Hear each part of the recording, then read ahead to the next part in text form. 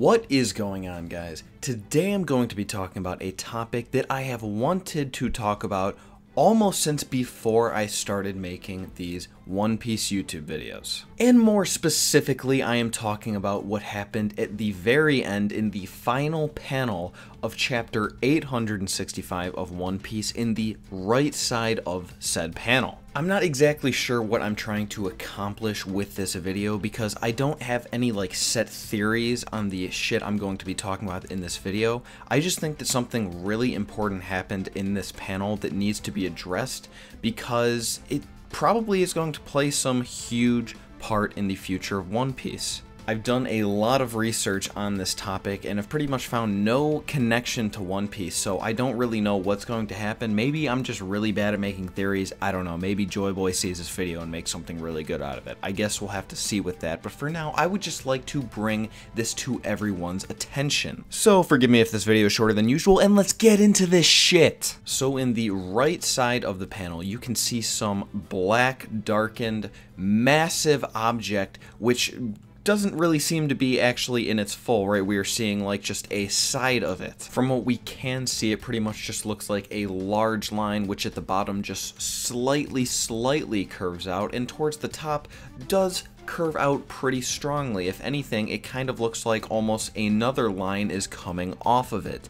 Maybe like some kind of branch of some sort. Pretty much where I'm going with this is that I am convinced beyond a shadow of a doubt that this figure is a tree, and more specifically, it's probably a world tree from various different legends through different religions and cultures on Earth. There are many different world trees throughout different cultures all around the world. There was even one related to Native American mythology, which is pretty interesting if you ask me. But I actually think that this world tree would be a very specific one.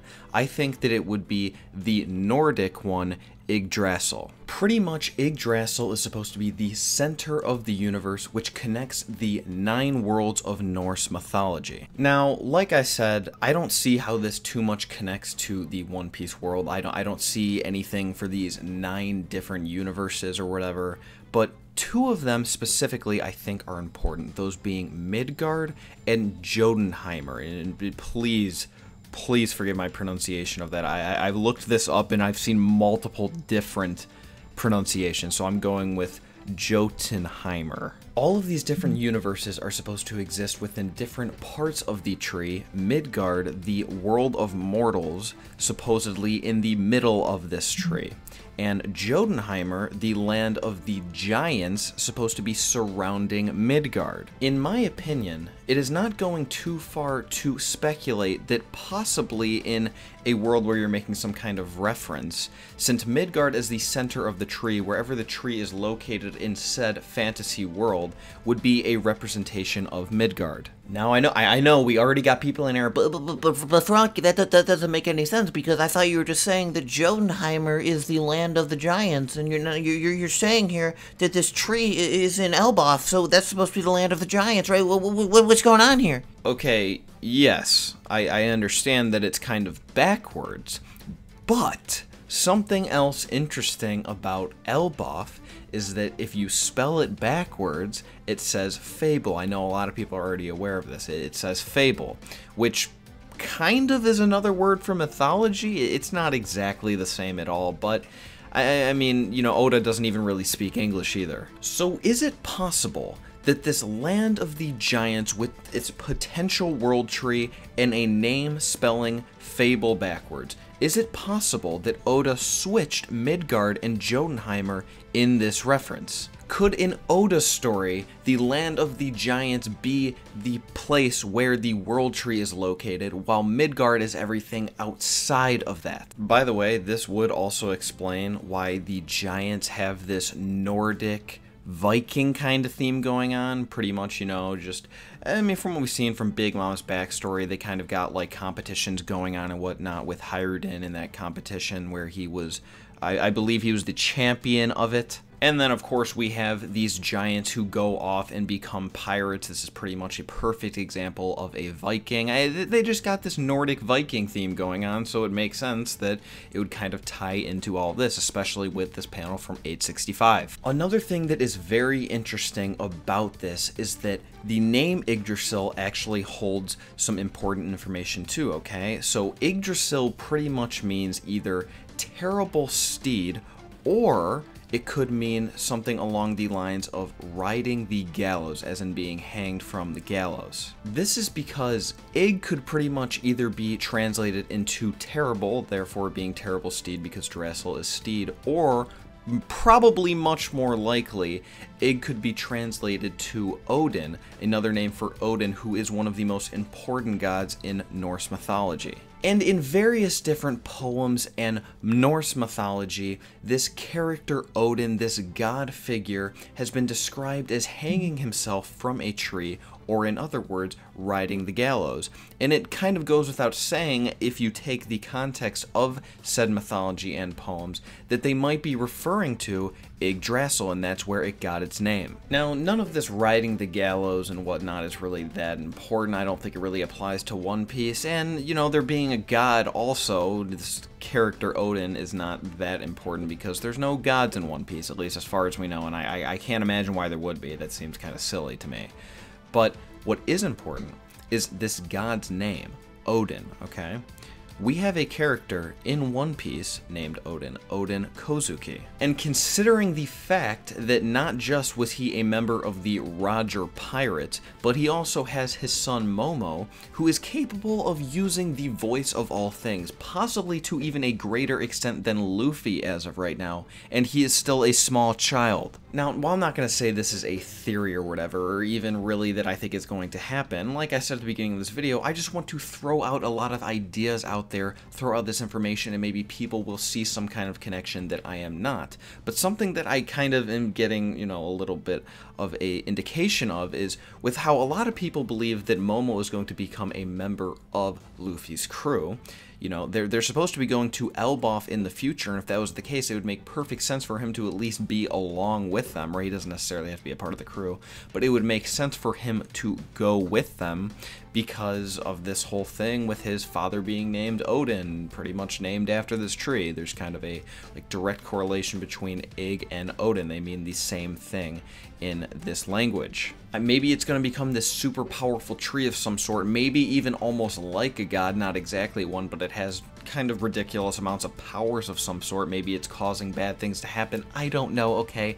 Maybe Momo comes and uses his voice of all things on this tree. Maybe he's like the chosen one that is going to control it. I don't fucking know, but I think, you know, this thing is going to play a very big role in the story based on what it is referencing, so maybe some crazy ass shit like this will happen. Now, here is one interesting idea that I actually have come up with and I think has some kind of importance to it. So like how I was saying earlier that these different 9 realms are located in different parts of the tree, Niflheim is at the bottom, which is ruled over by the goddess Hel, H-E-L. Now, this place is supposed to be considered like the underworld because it is the roots of the tree. It would exist like under Middle Earth per se. Also, keep in mind that the ruler of this underworld is named Hel.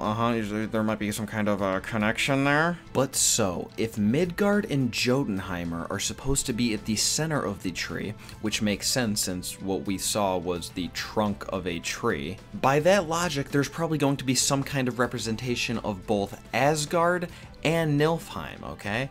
I don't really want to focus too much on Asgard at this point. That is supposed to be at the top of the tree. It's where the gods reside. I think that there could be something going on with the Sky Islands or something like that. Maybe that's like the reason that they're able to be stood on. I know there was an explanation given in Skypiea, but maybe they don't even know the true origin of that. But I want to focus on the bottom part because I like I said, I think there's definitely something on top, but I don't really care about that because I think where the bottom is where everything important happens. It has already been implied in many different parts of One Piece that Raftel could very well be underwater. I, for the longest time, thought that this was going to be a reference to Atlantis, pretty much. I thought it was going to be Atlantis in every way, shape, and form. It's underwater, and it's supposed to be this extremely technologically advanced civilization. And there still could be something there, but I think it also might be possible that Raftel is going to be at the roots of this tree. I would say, at least based on what I've seen, the strongest theory for the origin of the D's, like where they came from, is that they probably came from Raftel. Based on what Clovis was saying, it seems to make sense that that's probably the most likely scenario. And also going along with that, what people always speculate, what exactly could the D actually mean? What is the D? And a lot of people, I never was particularly on board with this theory, but it's also not really unreasonable. It could stand for devil or demon, something along those lines. If all of this does add up, if it is correct and makes sense together, then it would fit in perfectly with Yggdrasil. If Raftel is supposed to be an underground or underwater civilization that has the residents of the D's, which are supposed to be some kind of demons of some sort or represent that. And keep in mind that this could possibly be right under Yggdrasil or even be connected to it, then it would make sense because the bottom of Yggdrasil is supposed to be the underworld. And obviously, if you're not making the connection here, because a lot of people don't in all these videos I make, I'm saying that, since they're supposed to be demons, they would reside in Raftel, which is the underworld. Yes, like demons reside in the underworld. Pretty much what I am saying here is if what we are seeing in Elbaf, which I can't imagine how you think it's anything else, if what we are seeing in that final panel is in fact a world tree, I think that there is an excellent chance that Raftel is below Elbaf. This would make sense because this is supposed to be an extremely technologically advanced and powerful civilization, and maybe the roots of this tree somehow gave them abilities or powers or was just very good material. I don't know. I could see them definitely using the roots though for something, considering that we already saw that. We already saw Eve being the tree that made Fishman Island a thing. And also something really cool that I would like to just throw in here is, okay, so I am of the opinion that I think if there is any Straw Hat that is going to die within this series, it's going to be Usopp. I can't see any other Straw Hat dying. I don't think it makes any sense. Zora's already had too many opportunities, and, it's already pretty unlikely in the first place. So Usopp, being the best candidate, is the only one I think that is capable of truly dying. And it wouldn't make sense for him to sacrifice himself, except it's pretty much the very end of the series in some kind of way to, help out Luffy. It's going to be a sacrifice, of course. And his dream, pretty much, is to become a brave warrior of the sea, modeling himself after the warriors of Elbaf. If Raftel truly is below Elbaf, then I think the final war would probably take place around or inside of Elbaf, maybe even working its way down. I don't know, something along those lines. It's going to be around Elbaf, and it would make sense for Usopp to die there. Maybe for some people who've never heard this thing of Usopp potentially dying, it sounds like I'm kind of like going into some weird different universe I just created, but I think it's actually an extremely high possibility that Usopp will die by the end of the series, and I think this is by far the best way that it could go down. I think it would make a lot of sense, and I would like for it to happen in Elbaf. So yes, that is my whole video on Yggdrasil and how I think it's going to play a part in One Piece, how it's going to be located in Elbaf, and even at the end I threw in my little theory that I came up with. I really hope that's the case. That'd be pretty cool, right? Because that seems kind of like a super important theory. That'd be cool.